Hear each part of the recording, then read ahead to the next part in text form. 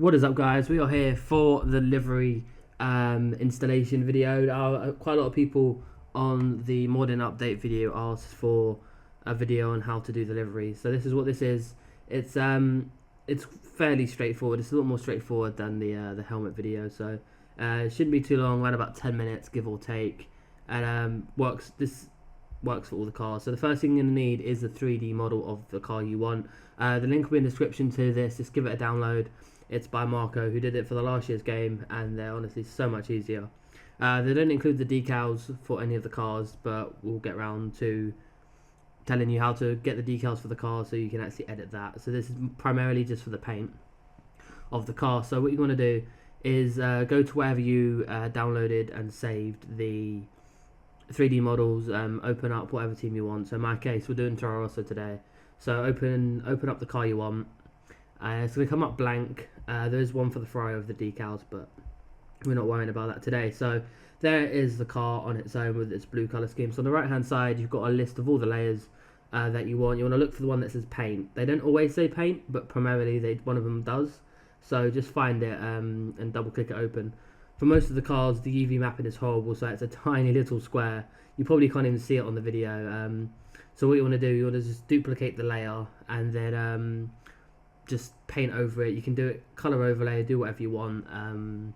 It doesn't really matter. In this case, we're doing a slightly darker blue because I think the Toro Rosso is a little bit too bright. So we're going to select our color, and that's more or less it done for the paint. So the car will update to a little bit of a darker color there. It won't be that dark in the game, so you'd have to adjust it to what you want and stuff like that. So for the paint, you want to go save it as save it to the desktop or wherever you want so you can access it. Now there's two types of DDS files, the normal DDS and the Intel.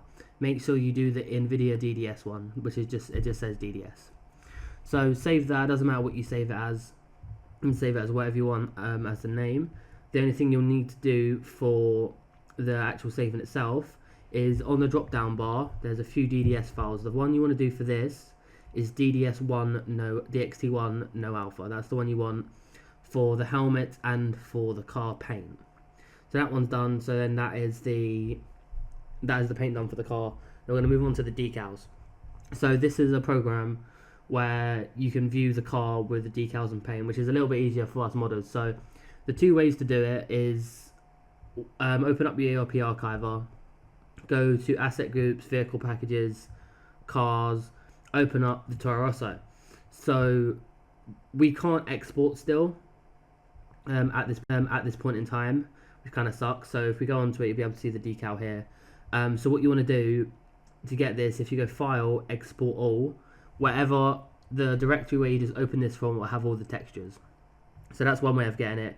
The other way is if you have the thing that I do, it'll put them in anyway. So once you have the decal, open up into Photoshop and make sure you tick this, Load Transparency as Alpha.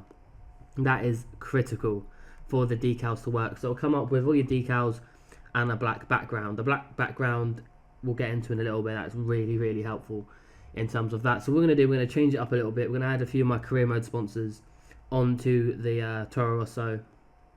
So we'll close them down. So we're going to put these on the car and move them onto a few positions of the car, and we'll skip this bit. You don't really need to see where I want to put it. It's unnecessary.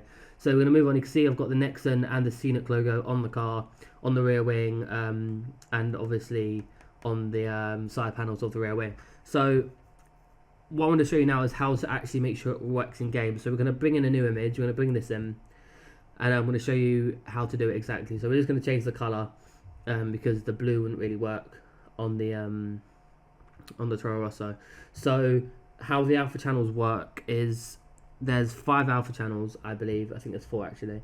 The black and white one, to put it simply to people who don't really use this kind of version, this part of Photoshop. White means it will be in the game, black means it's not registered.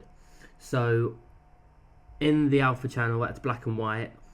All the stuff like the logos and all the decals, they have to be white, and everything else has to be black, just for that premise. So we're going to drag this in now. So right now we're in the normal alpha channel, so we can see all the colors as it is. So we're going to rescale this, and we're going to put it over the Scenic logo. That'll be on the barge board, which is just under the Red Bull on the right hand side. So we're going to rescale it, This isn't actually going to be on my car, but I needed to show you guys how to actually implement the decals on the alpha, just so it makes sense. So we'll position it round about here, give or take, and go from there. So that's done. So on the actual layer that you want to add to the alpha layer, you're going to hold control and click that so it highlights it. Then on the channels, you're going to go down to the very bottom one, so everything goes black and white. So what you do now is you're going to get your paint tool to make sure it's all white, because right now you can't see it. So change it to white, and then you're going to fill it in, and it's going to cover up everything. Now, to get rid of the logo that was behind, you want to select inverse and then change your pen to black, because then what that does, it will basically get rid of everything else. But be careful, because you can get rid of everything else, which is a bit. We've coloured that in, so we now have the crown logo on the alpha as proper, and then obviously on the original one of these you can still see the scenic logo, so you're going to want to go back to black, and you're going to want to fill that in. So now the scenic logo is completely removed, and we have the crown one, which is perfectly what we want.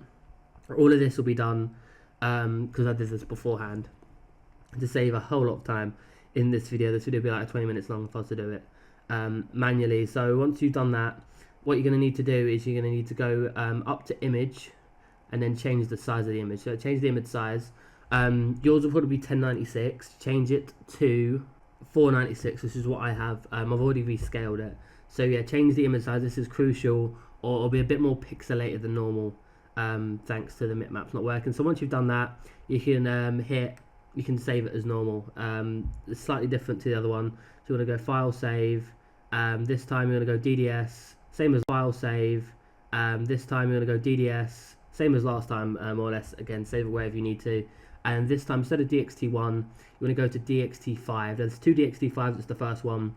Hit save. It'll take a little bit longer to do, but you're going to go back into the ERP archiver where your decals are and stuff like that. So the first thing we're going to do is do the paint. So you go to the first paint, hit textures, import, and on wherever you saved your paint file, just import that in, and then there'll be two paint files, paint and paint C.